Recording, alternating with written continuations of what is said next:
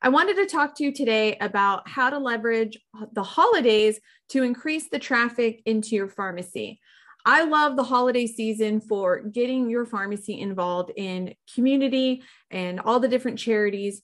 The holidays, as they're often referred to, usually most people know it's like Thanksgiving, Christmas time, down in the fall and the winter. And that's when charities have the biggest need for not only for donations, but they need channel partners. They need partners that will help get the word out, that will help be collection sites, because people will donate typically if it's easy. If it's hard to donate, difficult to get to, then often donations will not happen. And so there are probably a plethora of local charities that are looking for somebody to help them.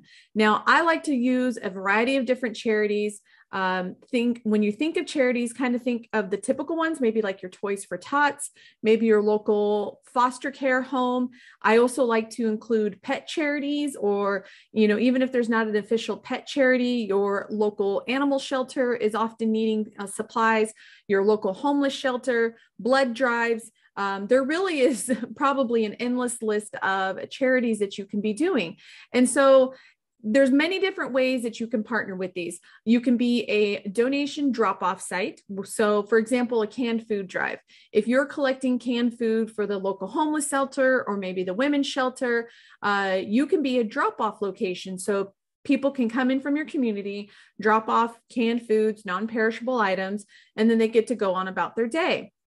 Now, how you turn this really into a business opportunity for your pharmacy is to really follow up and follow through with people who make those donations. So really great thing that happens when you partner with a charity is they often have a media partner as well. So their media partner will often do those little public service announcements on the radio station in between segments or in between a song. They'll do a little 10-second, hey, the local women's shelter is currently accepting donations and you can drop them off at these 3 locations. They have those little media partners. And when you're listed as one of those designated drop-off locations, you get that free quote unquote publicity of being out there on all of those different media channels as a drop-off location. Now, when you follow through with people coming into your pharmacy, so if people are coming to your pharmacy to drop off goods or services, we'll again use canned foods. So somebody comes in to drop off canned foods. And obviously you're going to tell them, thank you. Thank you for dropping this off. Thank you for supporting the community. Thank you. In addition to thank you, you can actually give them a little gift. And the gift that I recommend that you give is what I call a bounce back coupon. And a bounce back coupon is typically a coupon that is used on a next visit. So you have to bounce back, you have to come back. Now, when people are walking in and doing donations, they may never have been to your pharmacy before. They may not know, they may not ever even knew who you were or what you do. So it's a great opportunity when they're dropping off their cans or unloading their box, they're putting the box on the counter. Hey, where do you get your prescriptions filled? We're actually a part of this community. Obviously, we're here doing a charity drive. We would love for you to, come be a patient of our pharmacy. And so when you do that, it's kind of nice to give them something in hand, something tangible. So I printed off a very generic template of a bounce back coupon, and this is before they're cut. So I would recommend having these printed by a local printer, having them cut and then actually put into glue pads, the little tear off pads, just like a prescription pad. And so when somebody comes in to donate, you just kind of rip it off and you can hand it to them. Now, normally a bounce back coupon is good on the next visit, the next time you come in. But since you're capturing these people and they're walking into your pharmacy for the first time, I like to also let them know that it can be an instant coupon. So, hey, if you'd like to take a look around, feel free, we'll give you $10 off your purchase. So here's a little example. This is just a plain on white paper. You can see that there's 3 coupons per page. So when you send this file to a local printer, couple of things. You want to print it on bright colored paper. If you're doing something for Thanksgiving season, I would probably print it on orange paper, something super bright. If you're doing something around Christmas time, maybe red or green, pick bright pink, whatever color you want to, but print it on bright colored paper. So that way you don't pay for color ink. You're just paying for colored paper at the local printer. You can actually print these in-house too, but then they'll cut them into thirds and they'll put them on a glue pad. but let people know, hey, here's a $10 coupon to our pharmacy. You know, are you interested in any immune boosting supplements? Are you looking for anything in particular? You know, do you have ibuprofen or Tylenol at home for your kids? Like, you know, get them to make that purchase and to spend a little bit of extra time in your pharmacy, because you're capturing their attention. You're basically getting free traffic, free potential customers walking into your pharmacy because of your charity activities, but you need to convert those people into paying customers. And the sooner you convert them to paying customers, even if it's over the counter, even if it's, you know, not a prescription right away, that is one step closer to a long-term relationship with those people. You can often get their other information like email. So you can start to email them. Hopefully you're leveraging email in your pharmacy's marketing. You can get their cell phone number for texting. You can let them know when your next charity drive is, or, you know, what the due date is, or those kinds of things.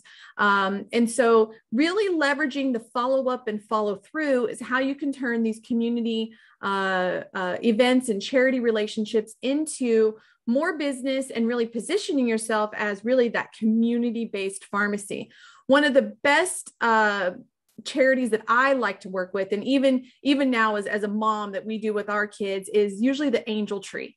Every community usually has some sort of angel tree, and it's a needs list. It's, you know, sometimes it's the foster kids home, or it's the homeless shelter, where they'll have like little ornaments or things like that, where people can come in, they take the ornament, they go buy the stuff, and then they got to bring it back to your pharmacy. And so those people are visiting your pharmacy twice to, you know, service that charity.